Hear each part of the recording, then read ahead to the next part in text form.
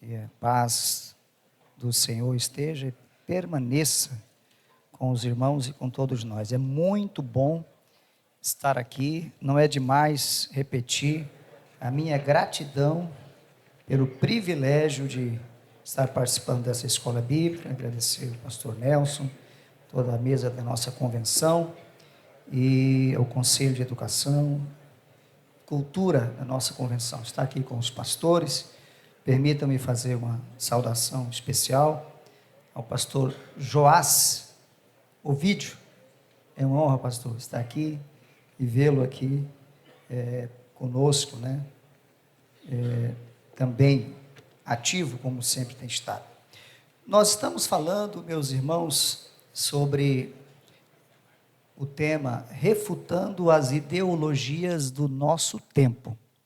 Nós estamos procurando identificar as ideologias, e nós então na primeira aula conceituamos ideologias. Ideologias são um conjunto de ideias, de princípios, de valores que moldam ou influenciam e moldam a conduta, o comportamento de um indivíduo e de uma sociedade, ou de uma sociedade. Então existe uma multiplicidade de ideologias. Queremos então conhecê-las naquilo que for possível para refutá-las. Também o nosso propósito é deixar muito claro que nós temos que viver totalmente desapegados de todas as ideologias. E eu estava hoje, mais cedo, pensando num termo que o pastor João César usou aqui, né? Que ele usou o termo guarda-chuva, e ele completou, guarda-chuva celestial. Então, a igreja é para nós, é isso, né? Um guarda-chuva celestial. E dentro da igreja vige esta palavra aqui. Significa que eu não estou debaixo de nenhuma ideologia. Eu não posso me intitular como adepto de nenhuma ideologia. Se uma ideologia ou outra conciliar, ou no que ela conciliar com a palavra de Deus, eu estou de acordo com ela. Mas como todas as ideologias são imperfeitas, todas, inclusive o conservadorismo, porque tudo que o homem faz é imperfeito, então primeiro eu tenho que saber de que conservadorismo eu estou falando.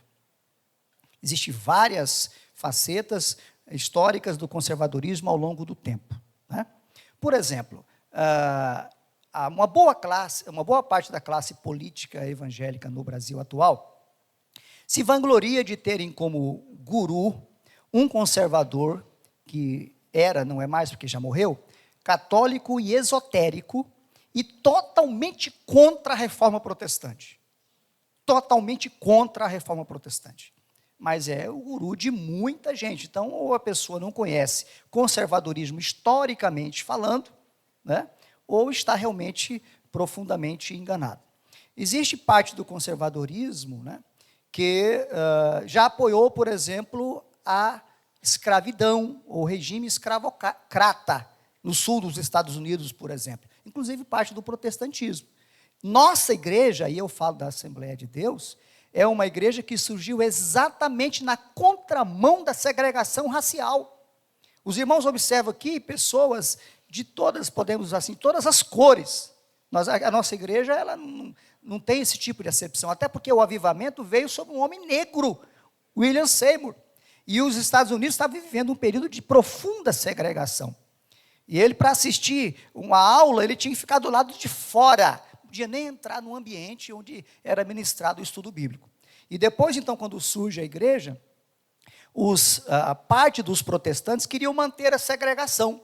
E a Assembleia de Deus surgiu nos Estados Unidos exatamente dizendo não à segregação. Porque na igreja de Jesus, né, podem ser pessoas brancas, pretas ou pardas, entre nós não há distinção por cor da pele. Então, esse é o tipo de conservadorismo que nós defendemos, dentro de uma visão bíblica dentro de uma visão pentecostal. Por isso temos que ter bastante cuidado, inclusive, com o tipo de conservadorismo quando nós estamos tratando dele. Isso só para falar num ponto. Poderia também falar na questão econômica, que grande parte do conservadorismo, vejam os irmãos que a gente sempre fala assim, conservador nos costumes e liberal na economia. Mas o liberalismo frio, histórico, ele é perverso, ele é altamente perverso. E a Bíblia, ela tem mandamentos para o servo, mas ela também tem mandamentos para o patrão. Ela tem mandamentos para o pobre, mas ela tem mandamentos para o rico também. É contra a exploração, é contra você reter o salário do jornaleiro que você podia pagar naquele dia e deixar para pagar no outro dia. É contra a usura. Então nós, graças a Deus, estamos debaixo de um guarda-chuva celestial, onde é a palavra de Deus que nos rege, porque ela é a nossa única regra de fé e prática. Em relação às ideologias, repito, naquilo que não confrontarem com a palavra de Deus, nós estaremos, então, alinhados a elas. Até porque as ideologias são produto humano, as ideologias que alimentam, inclusive, as políticas. E política, irmão, é igual você ir num restaurante. Você tem que pedir o que está no cardápio. Não adianta você ir num restaurante, numa churrascaria e pedir comida chinesa, porque lá não vai ter, ou vice-versa. Então, política é assim, o que aparece no cardápio? Eu tenho que escolher daquelas opções. Então, a gente não tem assim as opções ideais, até porque esse idealismo também não existe por causa da maldade do coração humano. Então, o nosso comportamento como igreja tem que ser um comportamento muito sábio, muito fino, acima dessas concepções que estão fechadas em torno de uma ou de outra ideologia apenas. A nossa única fonte de crença, de diretriz para orientar o nosso caminho, é a palavra de Deus. Então, nas nossas primeiras aulas, eu tratei um pouco desse assunto, conceituei o que é a ideologia, vou só fazer aqui um reprise, falei da primeira ideologia, uma visão bíblica, em relação a o que eu chamo de ideologia da opressão, e a gente vê que isso tem sido semeado nas demais. Falei do processo dialético, como as ideologias são construídas através do diálogo, do debate. Inclusive tem um irmão aqui que é de Guajará-Mirim, que até me mandou um texto muito interessante agora há pouco, sobre como a linguagem serve para construir as ideologias. Eu esqueci o nome, não sei se é Reginilson. É isso? Reginilson, está por aqui. Obrigado, o artigo que o irmão mandou agora há pouco, muito bom. E agora eu pretendo falar sobre a primazia da realidade. A primazia da realidade. Isso, a primazia da realidade. Abra a ideologia da primazia da realidade. Abra a sua Bíblia, por favor, em Romanos, capítulo 12. Romanos, capítulo 12, versículos 1 e 2. Romanos 12, 1 e 2. O texto bíblico diz assim: rogo-vos, pois, irmãos, pela compaixão de Deus, que apresentei o vosso corpo em sacrifício vivo, santo e agradável a Deus, que é o vosso culto racional. E não vos conformeis com este mundo, mas transformai-vos pela renovação do vosso entendimento, para que experimenteis qual seja a boa, agradável e perfeita vontade de Deus. O que é que eu estou chamando de ideologia da primazia da realidade ou da prevalência da realidade? Não é muito difícil a gente combater uma ideologia no campo da teoria, no campo das ideias apenas. O mais difícil da gente combater uma ideologia é no campo prático, é vivendo contra a ideologia. E o apóstolo Paulo, aqui escrevendo aos Romanos, ele diz que, primeiro, eu tenho que me consagrar totalmente a Deus. O contexto aqui é a salvação manifestada em Cristo Jesus. E por causa da salvação, Paulo diz assim: rogo-vos, irmãos, pela compaixão de Deus, que vocês se consagrem inteiramente a Deus. Esse aqui, sacrifício vivo, entregar o corpo em sacrifício vivo, santo e agradável a Deus, é integrar ou entregar a integralidade do ser. É adorar a Deus, é servi-lo de maneira integral. Segundo, e não vos conformeis com este mundo. Ponto. O mundo está dominado por sistemas malignos. Como nós bem sabemos, o apóstolo João escreveu, todo o mundo está no maligno. Filhinhos, sabemos que agora somos de Deus e que todo o mundo jaz no maligno. Nós não podemos esquecer de fazer esse recorte, que a Bíblia faz com muita clareza. Igreja e mundo são coisas diferentes, que vivem de acordo com leis e influências diferentes. Todo o mundo, a Bíblia diz, jaz no maligno, porque todo aquele que não está liberto em Cristo está debaixo do império das trevas. Então, todo o sistema mundano, ele está influenciado pelo maligno. Quando a gente lê, inclusive, aqui a nota de rodapé da nossa Bíblia Estudo Pentecostal, aqui trata, inclusive, de todos esses sistemas, né? O comentarista trata desse assunto aqui. Então, o que acontece? Quando eu encaro, ou vou encarar a realidade do mundo que jaz no maligno, qual é a minha reação? Eu vou me contrapor a esse sistema ideológico, ou a realidade do mundo será tão forte que eu vou dizer, olha, eu realmente creio dessa forma aqui, creio conforme está na Bíblia, mas a realidade me impõe uma atitude diferente. Aí eu fiz algumas anotações só para a gente refletir. Primeiro, a mulher deve ser devotada ao lar, ao marido e aos filhos, mas, como atualmente existem muitas separações, ela deve buscar sua autonomia, não ter filhos ou ter poucos filhos e se garantir no mercado de trabalho. Por quê? E se o marido a deixar, quem cuidará dela? Isso aqui é uma realidade, ou uma aparente realidade. Eu vou seguir a Bíblia, que manda venerar o matrimônio, que diz que os filhos são herança do Senhor, ou eu vou dizer, gente, mas na verdade hoje a realidade é outra, impõe outra coisa. Eu vou seguir o quê? A Bíblia, ou eu vou seguir a imposição do que eu chamo, do que se chama de realidade? Aliás, falando nisso, todo esse sistema de modelo de família, de redução de filhos, de controle absurdo de natalidade, surgiu inspirado num relatório, chamado Relatório Kissinger, que foi elaborado nos anos 70, 60, que influenciou a política norte-americana em 14 países. Os Estados Unidos elegeram 14 países, dentre eles o Brasil, para investir pesadamente no controle populacional. Inclusive de olho nas reservas naturais, né, no potencial de matéria-prima que esses países tinham e que, evidentemente, dentro dessa visão do liberalismo econômico, os Estados Unidos tinham interesse de explorar, assim como outras nações também o têm. Isso que eu estou falando está nesse relatório, um relatório que eu já conheço há uns 15 anos, e ele trata disso com muita clareza. E qual era a estratégia? Difundir e implantar algumas políticas de planejamento de controle familiar. Por isso que na nossa Constituição, e houve muito lobby, houve dinheiro, inclusive, para isso, está a política da paternidade responsável, que aparentemente é uma coisa muito bonita, a paternidade responsável, né? Nós também não somos a favor de uma paternidade irresponsável. Mas ao largo disso, ou junto com isso, vieram várias políticas de controle de natalidade e chegou um ponto hoje que uma mulher, no primeiro, ela pode ter, acho que 21 anos de idade, né? Ela já pode, e no primeiro filho, já pode fazer uma laqueadura pelo SUS. Ora, antigamente, a primípara, ou a mulher no primeiro filho, não poderia jamais se laquear.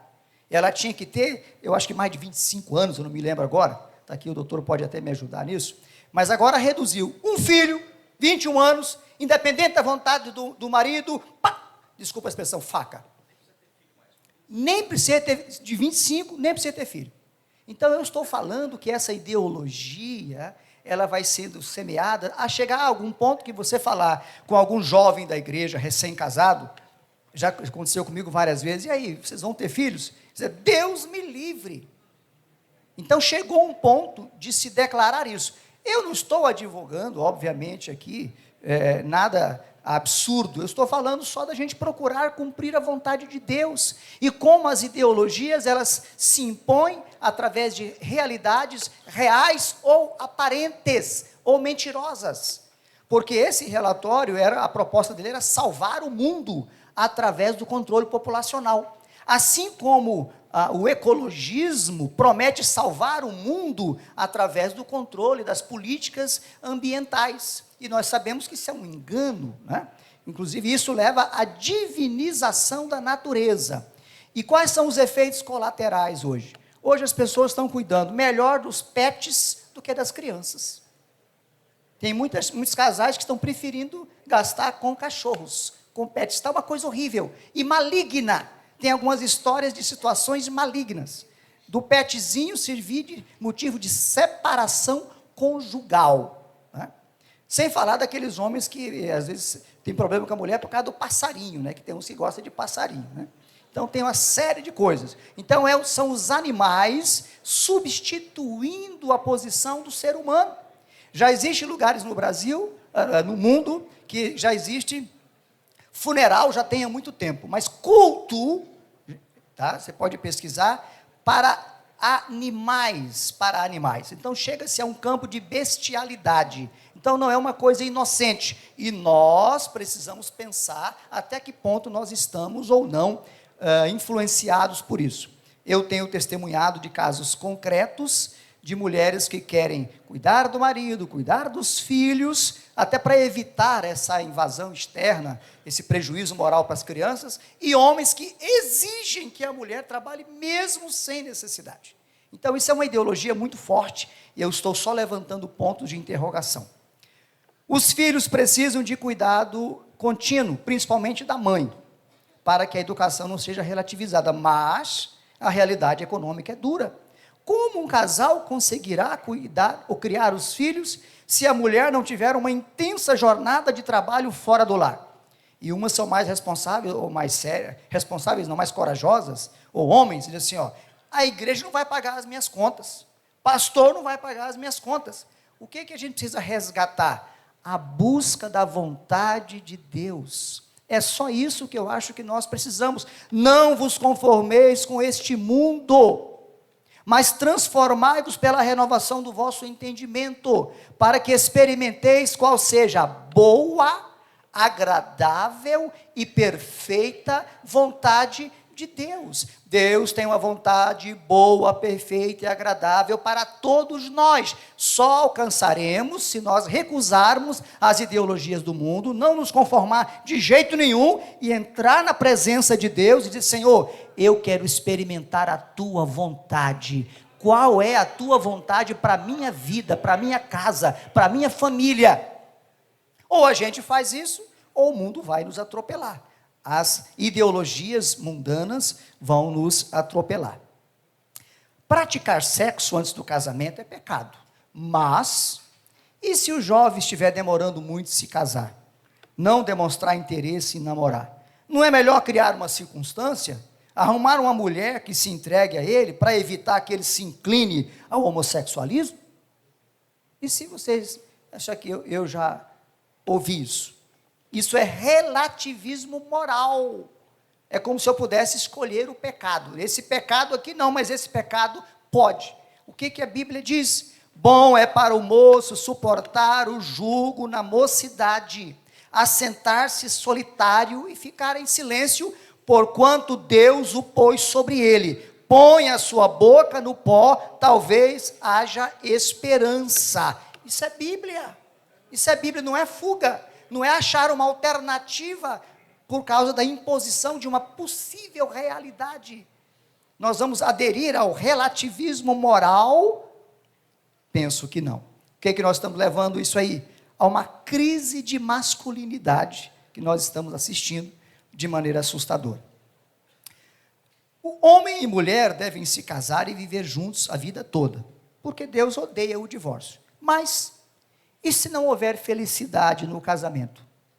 A pessoa não tem direito de ser feliz? Muitos já estão respondendo sim. Como se tivesse se a palavra de Deus agora, em função dessa realidade real ou aparente, permitisse a pessoa quebrar o mandamento das Escrituras. Então é para a gente refletir. O ministério precisa de homens que se entreguem totalmente à obra, dependendo exclusivamente dela. Estou falando do sacerdócio, ministério tempo integral. Mas como vão garantir o futuro dos filhos e deles mesmos depois que deixarem o ofício eclesiástico? Não é melhor que se garantam a si mesmos, construindo um patrimônio que possa lhes acolher na velhice e garantir o futuro de seus filhos? O que é que isso leva? A crescente secularização do ministério.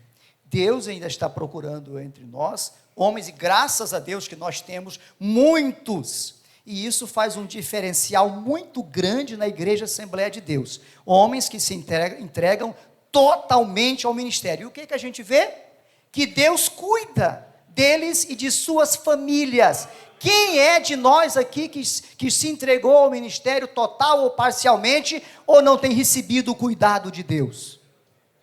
Todos nós.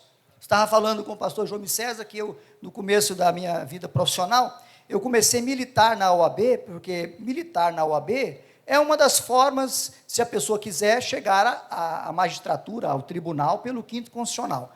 Mas toda semana tinha reunião, toda semana tinha uma atividade, e eu já dirigia a congregação. Eu falei, não, vou abrir mão, eu era até da diretoria da seccional, da subseção, nunca mais participei, não participo de evento nenhum, todo o meu compromisso, fora o meu trabalho, que é minha renda, eu dedico pela graça de Deus à família e integralmente à obra de Deus, e Deus tem me suprido muito além da minha expectativa ao longo dos anos, e eu não tenho o mínimo arrependimento. Ou seja, nós temos que confiar em Deus e na vontade dEle, não podemos seguir essa visão que o mundo quer impor, e eu tenho ouvido às vezes esse tipo de argumentação, e não sou eu que vou me garantir no futuro, é Deus que cuida.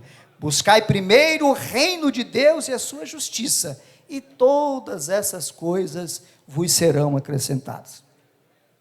Não há nas Escrituras nenhuma margem para a ordenação de mulheres ao ministério pastoral, mas hoje a realidade é que as mulheres estão ocupando espaço em todos os segmentos, e muitas igrejas já admitem mulheres na liderança.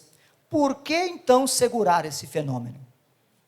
Ou seja, nós vamos aderir à primazia da realidade, o movimento, a carruagem que está passando, nós vamos deixar que ela nos empurre, ou nós vamos ficar na contramão disso? Porque, com todo o respeito que nós temos a todas as igrejas, lembrando que as igrejas que começam nesse tipo de trabalho, lá na frente terminam ordenando homossexuais. Isso é um processo. Isso é um processo histórico no mundo. Isso é fato. E já há casos de igrejas que o simples fato do homem ser pastor torna a mulher pastora. Então, obviamente, não se trata de chamada. É como se o ministério pastoral fosse por osmose. E isso não é bíblico, né? Então a gente precisa ter firmeza, respeitando, mas com a nossa posição. Em resumo, todas as ideologias construídas com base em argumentos construídos a partir de realidades verdadeiras ou aparentes, parecem dar razão ao ser humano para os comportamentos que adotam, como ocorreu com Adão. Porque Adão, quando Deus chegou e falou para ele do pecado dele, ele falou assim: a mulher que tu me deste, ela tomou do fruto, me deu e eu comi. Pergunto, ele falou alguma mentira aqui? Não. Primeiro, a mulher que tu me deste, verdade, Deus deu Eva para Adão. Segundo, ela tomou do fruto e deu a ele, verdade, verdade. E ele comeu. Era uma realidade, só que aí veio o juízo de Deus, né? Porquanto você deu ouvido à voz da tua mulher e comeste da árvore que te ordenei, aí exarou a sentença. Então, ainda que haja realidade, nós não estamos autorizados a desobedecer a palavra de Deus, porque a palavra de Deus está acima de qualquer tipo de realidade que nos imponha. Abraão aparentemente tinha razão, pela idade dele, biologicamente, né, de entrar a serva dele para ter filho. Ele, a mulher tinha cessado o costume das mulheres, então ele tinha aparente razão, mas nós sabemos da consequência que Abraão experimentou. Então a gente precisa ter um pouco de, respeitosamente, um pouco de cuidado nessa questão do enfrentamento das realidades. A grande questão é dar ouvido à voz de Deus, ao que está em sua palavra, não às ideologias que são construídas com base em racionalidades forjadas pelo próprio homem. É por isso que se afirma que não se combate ideologia com ideologia. Deus não elaborou um conjunto de ideias para rebater a Adão, simplesmente estabeleceu a sua consequência. Quando elaboramos argumentações ideológicas para tentar convencer o ser humano, é porque perdemos a autoridade divina. É por isso que está lá em 1 Coríntios, capítulo 2, versículos 4 e 5, queria que você abrisse, por favor. 1 Coríntios, capítulo 2, versículos 4 e 5, o apóstolo Paulo falando da chegada dele da igreja de Corinto, e ele diz assim: quando estive, capítulo 2, versículos 4 e 5, versículo 3, eu estive convosco em fraqueza e em temor e em grande tremor. A minha palavra e a minha pregação não consistiram em palavras persuasivas de sabedoria humana, mas em demonstração do Espírito e de poder, para que a vossa fé não se apoiasse em sabedoria dos homens, mas no poder de Deus. Então, nós temos que combater as ideologias com a demonstração do Espírito e do poder de Deus. Esse versículo 2 de Romanos 12, na NAA é assim: não vos conformeis com os padrões deste mundo. Na NVT é: não imitem o comportamento e os costumes deste mundo, mas deixem que Deus os transforme por meio de uma mudança em seu modo de pensar, a fim de que experimentem a boa, agradável e perfeita vontade de Deus. Muito bem. Vamos à frente. O avanço das ideologias. O avanço das ideologias, eu vou aqui saltar um pouco. Puder voltar aqui a tela, por gentileza. Nesse ponto aqui eu falo da multiplicação da ideologia nos dias de Noé. Vamos pular. Agora eu queria que você abrisse a sua Bíblia em Gênesis capítulo 10, que eu quero tratar da ideologia no exemplo de Babel. Gênesis capítulo 10, isso. Gênesis capítulo 10, nós vamos ler do versículo 8 ao versículo 10 e Gênesis capítulo 11. Gênesis capítulo 10, versículos 8 a 10, diz assim: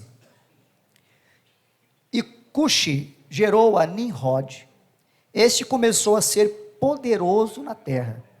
E este foi poderoso caçador diante da face do Senhor. Pelo que se diz, como Nimrod, poderoso caçador diante do Senhor. E o princípio do seu reino foi Babel, e Ereque, e Acade, e Calné, na terra de Siná. O capítulo 11, do versículo 1 ao 9. E era toda a terra de uma mesma língua e de uma mesma fala.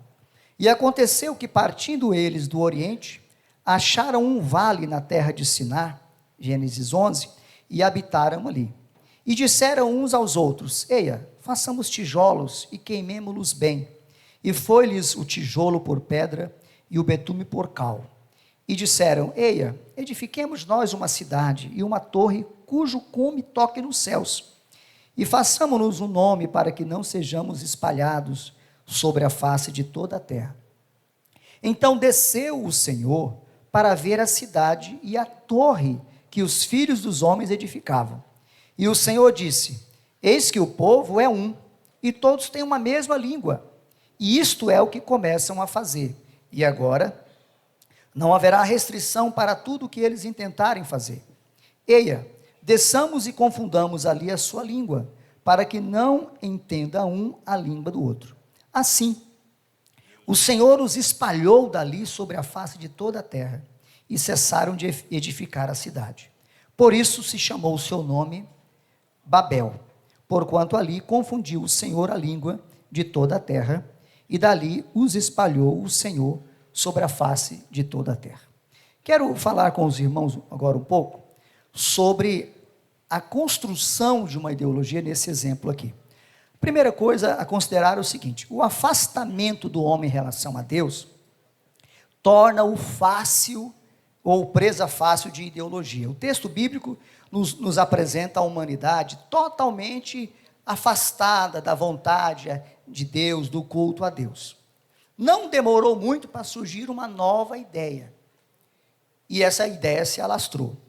Então, esse texto bíblico nos apresenta elementos essenciais do processo de construção de uma ideologia. Primeiro, as ideologias nascem do vazio do coração humano. Eles estavam habitando ali na terra de Sinar, num vale, e houve ali uma espécie de um vazio existencial. Nós vamos fazer o quê? Qual é o nosso propósito? O que é que nós vamos construir? E quando isso ocorre, o ser humano fica vulnerável a ideias fantásticas, revolucionárias. Segundo ponto, as ideologias constituem falsas crenças. Veja que a proposta aqui era construir uma torre cujo topo chegasse ao céu, portanto, era uma crença falsa. Em terceiro, as ideologias seguem algum tipo de difusão. O texto diz assim: e disseram uns aos outros. Então, as ideias vão sendo transmitidas de uma pessoa a outra, os meios de comunicação são utilizados para difundir as ideologias. Por isso que eu disse do grande problema que nós estamos tendo hoje, que são as redes sociais, que tem muita coisa boa nas redes sociais, desde que a gente consiga filtrar. Caso contrário, nós seremos presas fáceis das ideologias das redes sociais. As ideologias alimentam práticas ativistas, o engajamento das massas. As pessoas foram aderindo à ideia, uma após a outra, repassando umas às outras. Aí ao caráter populista das ideologias. E isso é altamente impactante. Eu posso citar aqui o exemplo de Hitler. Hitler foi eleito democraticamente, ele foi eleito pelo voto.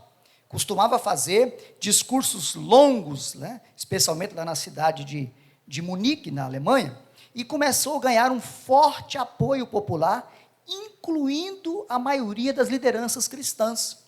E começou a fazer uma propaganda antijudaica, né, pintando os judeus, né, como se fossem piolhos, ratos, construindo o judeu como um homem gordo, forte, banqueiro, e o alemão com esquálido debaixo do pé dele. Então, essa propaganda de Hitler foi crescendo e gerando nas pessoas um sentimento ruim, um sentimento anti-judaico, antissemita.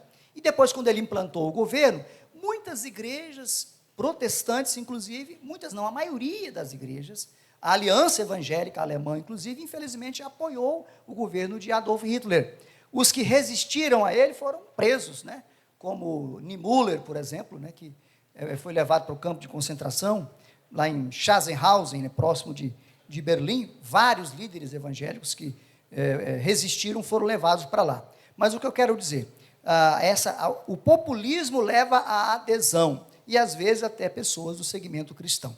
As ideologias se justificam em alguma necessidade aparente, inclusive a formulação de alguma ameaça coletiva, o uso do medo. Geralmente se usa o medo. Por isso, irmãos, que as ideologias, porque quando as ideologias elas se transformam em instrumentos políticos, usa-se todo tipo de ferramenta para poder ganhar o poder. E nesse uso de ferramenta, às vezes se usa também o medo, de uma maneira assim, além da realidade. Então, isso é um problema, porque lá na frente isso perde a credibilidade, e nós temos que trabalhar com a verdade na essência.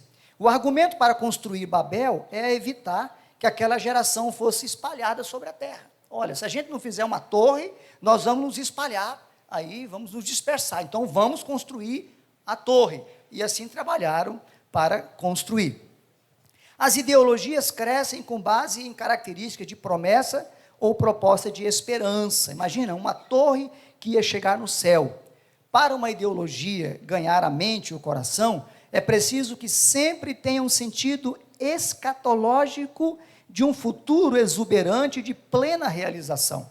Irmãos, quando a gente volta o coração para o que já foi ensinado aqui pelo pastor João César, que nós somos chamados a, como cristãos, sofrer nessa terra, padecer nessa terra como cristão, esperando uma vida eterna, que a nossa redenção está nos céus, mas a nossa cidade está nos céus, né? Donde também esperamos o Salvador, Cristo, o Senhor. Esse sentimento nos liberta de qualquer crença falsa em ideologia que queira me prometer um paraíso na terra, porque essa promessa ela é falsa, porque ela não será cumprida. Então nós não vamos ficar, idolatrar nenhum tipo de ideologia. As ideologias têm um caráter messiânico, daí elas são enfeitiçantes, são encantadoras, são fascinantes. Imagina, tocar o céu, que coisa extraordinária, né? Então eles ficaram encantados com isso. Era uma espécie de redenção, de garantia para a sociedade pós-diluviana. As ideologias costumam ser centradas em figuras carismáticas, eloquentes. No caso do texto aqui, nós sabemos que o líder era Nimrod, um homem admirado, caçador, líder, né? Certamente falante. Então ele conseguiu agregar em torno dele toda a civilização daquele tempo, né? Então esse caráter de figuras carismáticas, isso é tão forte que tem ideologia que leva o nome do seu autor, do seu difusor. Por exemplo, o marxismo leva o nome de Marx, o leninismo leva o nome de Lenin, o stalinismo leva o nome de Stalin. Para os irmãos terem como que isso é encarnado em figuras humanas. Irmãos, e nós como igreja, o nosso guarda-chuva é celestial. Então nós estamos esperando Cristo, o Senhor, que há de se manifestar a qualquer tempo. Então nosso coração, a nossa esperança está nele. E a palavra de Deus é o nosso crivo maior e único de tudo mais. Tudo aquilo que estiver, porque nós precisamos das autoridades. Inclusive Paulo escrevendo a Timóteo, diz que temos que orar pelas autoridades, pelos reis, por todos que estão em eminência, para que nós tenhamos uma vida quieta e sossegada. Então nós não ficamos alheios à realidade pública só, não atribuímos a elas um caráter de salvação, porque elas não têm esse poder salvacionista, né? As ideologias são aparentemente viáveis. A torre era real. A torre era feita de tijolo e de betume. Podia olhar a torre e tocar. Então a torre era real, mas o alvo era irreal, era mentiroso, né? Então por isso as ideologias elas são utópicas. Constrói-se uma utopia de tocar o céu. Eu creio que, irmãos, essa é uma grande oportunidade, nós já tivemos tantas outras, e se Deus quiser outras teremos, de nós construirmos assim uma consciência muito espiritual, bíblica, mas também racional. Nós temos que saber, irmãos, que existe uma coisa chamada marketing, inclusive o marketing político. Todo marketing político hoje, ou a maioria, ou para dar certo, ele tem que prometer alguma coisa extraordinária, fantástica, profunda.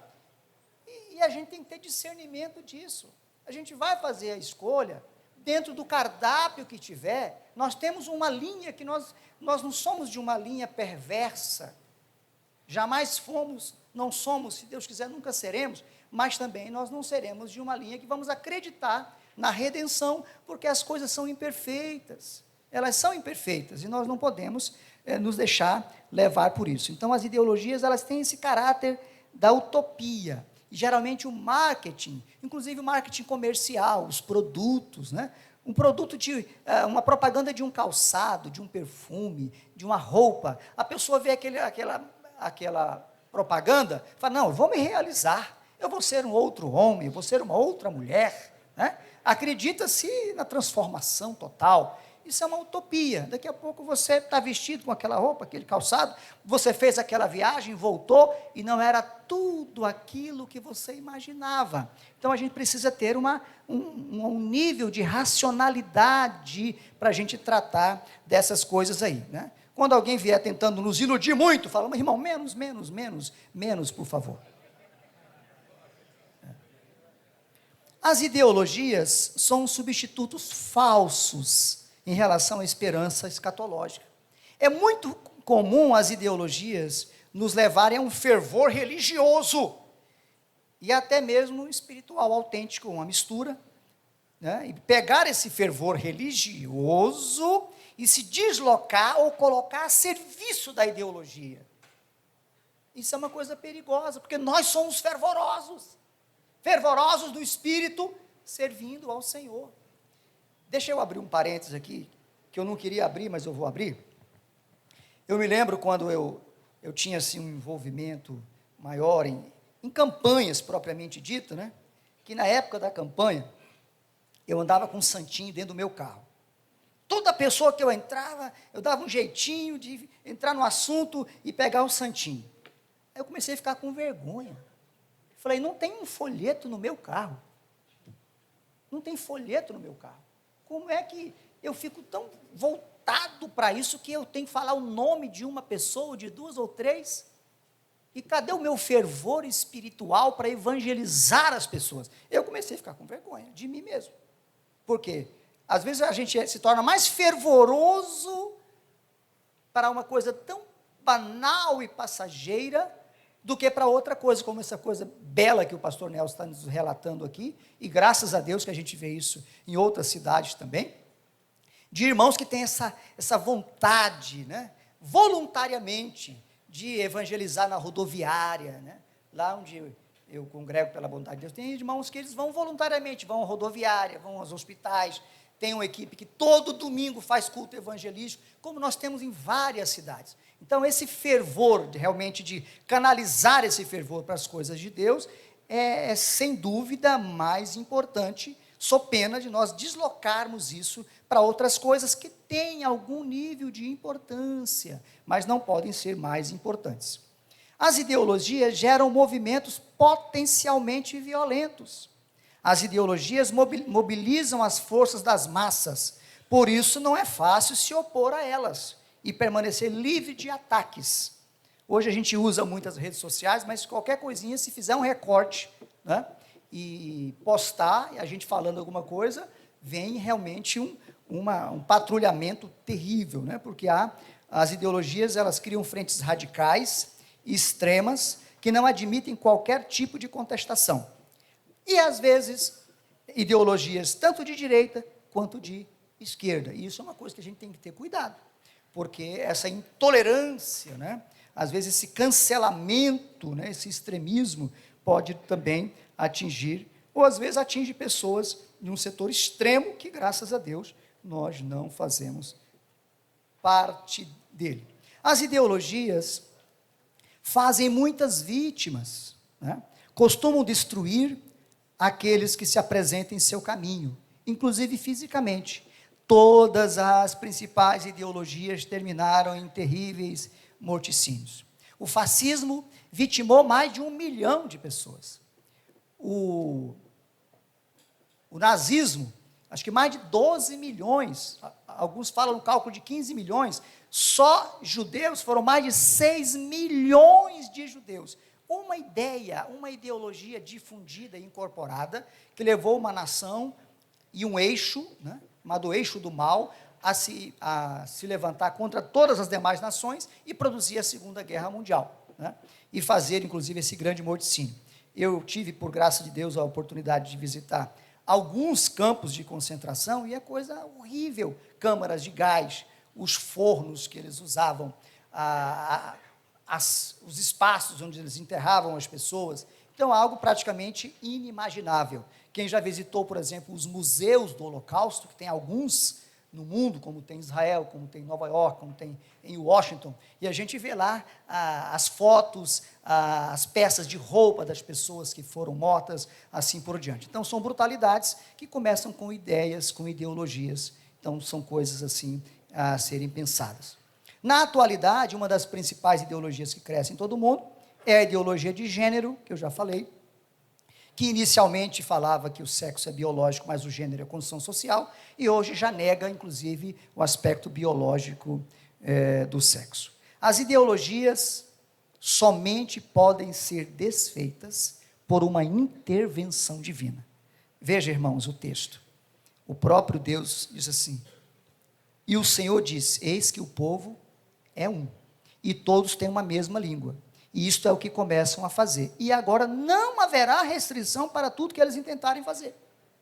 Eia, desçamos e confundamos ali a sua língua, para que não entendam uma língua do outro. Assim o Senhor os espalhou dali, da face da terra, e cessaram de edificar a cidade. Por que que a gente precisa continuar orando e orando mais? Porque só o nosso Deus tem poder de desfazer as ideologias. Por isso o apóstolo Paulo diz que as armas da nossa milícia não são carnais, mas são poderosas em Deus para a destruição das fortalezas, trazendo cativo à obediência de Cristo todo o entendimento. Então há um poder de libertação no Evangelho. Só Deus pode fazer com que as ideologias sejam totalmente desfeitas. E nós cremos no poder de Deus. Permitam-me dizer para os irmãos que eu estava ouvindo o pastor João César ali falar, e as intervenções do pastor Nelson, e isso aqui não é, irmãos, jamais uma vaidade ou um ufanismo nosso, mas nós não podemos deixar de considerar isso. Deus tem dado para o mundo, especialmente para o Brasil, uma igreja pentecostal, né?